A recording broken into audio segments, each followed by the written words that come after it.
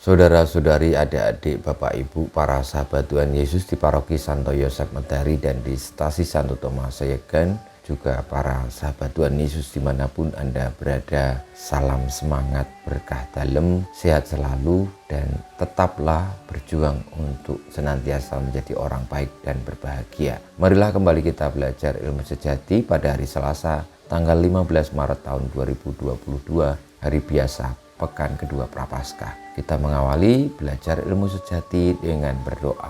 Dalam nama Bapa, Putra, dan Roh Kudus. Amin. Allah Bapa Maha Mulia, kami mohon lindungilah gereja-Mu senantiasa. Tanpa Engkau segala usaha manusia akan gagal. Luputkanlah kami dari segala yang jahat dan bantulah kami mencapai kebahagiaan abadi dengan pengantaran Tuhan kami Yesus Kristus Putra-Mu yang hidup dan berkuasa bersama Dikau dalam persatuan Roh Kudus, Allah sepanjang segala masa. Amin. Saudara-saudari terkasih, kita akan belajar ilmu sejati dari Injil Yesus Kristus menurut Matius bab 23 ayat 1 sampai dengan 12. Sekali peristiwa berkatalah Yesus kepada orang banyak dan murid-muridnya, ahli-ahli Taurat dan orang-orang Farisi telah menduduki kursi Musa. Sebab itu turutilah dan lakukanlah segala sesuatu yang mereka ajarkan kepadamu, tetapi janganlah kamu turuti perbuatan mereka. Karena mereka mengajarkan tetapi tidak melakukannya.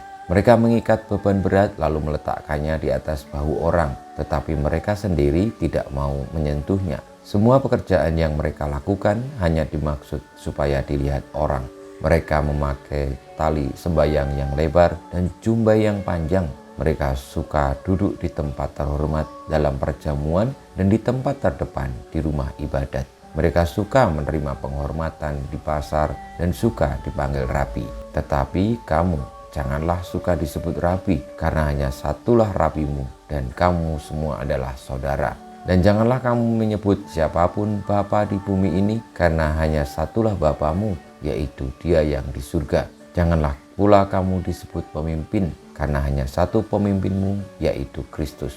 Siapapun yang terbesar di antara kamu, hendaklah ia menjadi pelayanmu.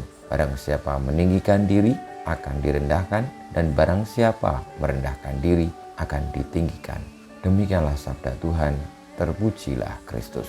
Para sahabat Tuhan Yesus yang terkasih, Tuhan Yesus mengajarkan kepada kita hidup sejati, bagaimana dijalani dengan senantiasa terus-menerus belajar untuk rendah hati di hadapan Allah dan sesama. Kritik Tuhan Yesus terhadap orang Farisi adalah orang-orang Farisi tidak rendah hati di hadapan Allah dan sesama.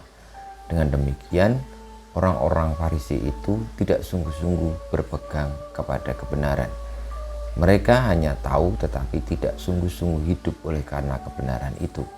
Karena tidak cukuplah kita hanya mengatakan kebenaran, tetapi perlu juga untuk menghidupi kebenaran itu sendiri di dalam tindakan, di dalam keputusan, sikap hati kita, dan seluruh hidup kita.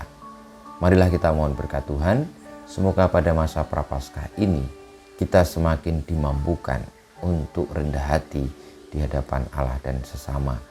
Dengan demikian pula kita tetap berpegang kepada kebenaran, kepada kebaikan.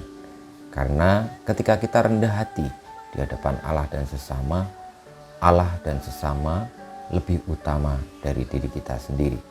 Dan tentu dengan melayani Allah dan sesama, kita tidak hanya akan banyak berkata-kata, tetapi dengan seluruh diri kita menjadi pelayan yang menjadi kurang penting dibandingkan Allah dan sesama kita. Kemuliaan kepada Bapa dan Putra dan Roh Kudus seperti pada permulaan sekarang selalu dan panjang segala abad. Amin. Ya Yesus, jadikanlah hati kami seperti hati-Mu. Tuhan bersama-Mu dan bersama Roh-Mu kita semua hidup kita, perjuangan kita untuk menjadi pribadi yang rendah hati di hadapan Allah dan sesama, senantiasa dibimbing, dilindungi, diberkati oleh Allah yang Maha Kuasa, Bapa, Putra, dan Roh Kudus. Amin.